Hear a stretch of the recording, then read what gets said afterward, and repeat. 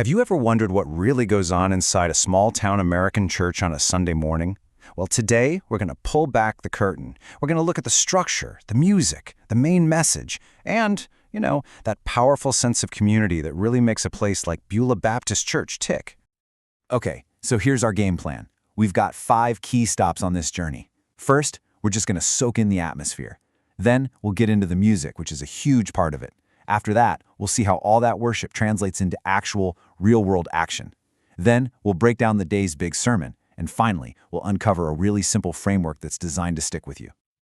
All right, so let's jump right in and set the scene. Now, if you're picturing a super quiet, solemn start, well, you might want to think again. The service here at Beulah kicks off with this big, open invitation to make some joyful noise. And this call to worship, it's pulled straight from the book of Psalms. What it does is it immediately sets this tone of celebration, basically asking everybody to jump in and sing along. It's a really active, super energetic way to get things started. These first few minutes are really all about creating this shared experience. You get this cool blend of the old and the new. You've got traditional hymns that everyone sings together. You've got moments for quiet prayer. And then there are these special musical performances that, honestly, make each service feel totally unique. And what becomes really clear, really fast, is that music isn't just some opening act here. Not at all. It's more like this thread that's woven through the entire service. It's a core part of the worship itself. So the playlist is actually pretty eclectic. You've got your classic hymns mixed right in with more contemporary songs. But a real highlight, you got to hear this, is a performance by a group of young violinists called Strings of Praise. And some of these kids are just 8 years old. The whole thing really drives home this idea that was mentioned in the service, that true worship isn't something you decide to do. It's more of an instinctive reaction to God's actions. Okay, so let's shift gears a little and see how this all builds from a place of worship into a real hub for community action. Because the service makes this really interesting pivot. It moves from song and prayer to the very practical needs of the people right outside its doors. And this, right here, is where faith really gets put into practice. The announcement part of the service, it isn't just about, choir practice schedules or bake sales. It's more like a dispatch from the front lines of community support. It shows the church acting as this absolutely vital social safety net. Just look at the scope of what they're doing. They've got a food pantry that provides a family of 4 with 2 weeks' worth of groceries. There are holiday charity drives, and get this, a support group called Celebrate Recovery that actually hosts dinners so that no one has to be alone on Thanksgiving or Christmas. It's just a powerful example of a community taking care of its own.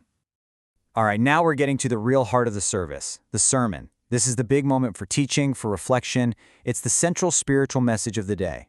And this one comes from the Old Testament book of Ruth. Now, to really get what the sermon is about, you have to understand this ancient concept of the kinsman redeemer. It's super important. In the story of Ruth, this was a male relative who basically had a duty to step up and rescue a family member in crisis. We're talking marrying a widow, paying off debts, restoring the family name, the whole thing. This one concept is pretty much the key that unlocks the entire message. So, with that idea in mind, the pastor asked this really fascinating question. And it's not the question you might expect. It's not, what do you do when you're in trouble? It's the complete opposite. What do we do when God answers our prayers? What's your responsibility after you've been helped? How are you supposed to react? And the sermon doesn't just leave you hanging with that big question. Nope. It gives you a simple, really practical, and honestly very memorable framework to help guide that exact reaction. The whole answer is boiled down into this one simple, memorable acronym, PAUSE. So let's break it down. P is for praise God. You start with gratitude. A is for analyze the answers. Think about how you were helped. U is for understand your future. How does this change things for you moving forward? S is for seek a more. Look for new ways to grow. And finally, E is for encourage others. You share your story to help lift someone else up.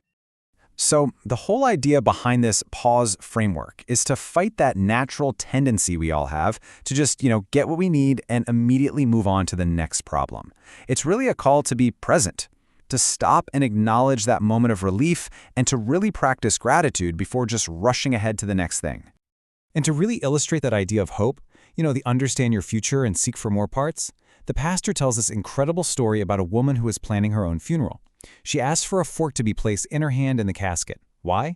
Because she remembered how at church dinners, whenever someone told you to save your fork, it meant the best part, dessert, was still on its way. What a powerful metaphor, right? having faith that the best is yet to come. And that final step, this is where the entire service just comes full circle. That E for encourage others connects a person's private individual spiritual experience directly back to that public community action we saw in the announcements. The message is crystal clear. When you receive help, it then becomes your job to turn right around and share that hope with other people. So when you step back and look at it, what we've seen here isn't just an hour of rituals. It's a whole system, really, designed to create both personal reflection and community action. It weaves together music, teaching, and service into this single, powerful loop. And that kind of leaves us with a final thought, doesn't it? In a world that feels more and more disconnected, what is the real value of a community that so intentionally ties one person's journey to the well-being of everyone else?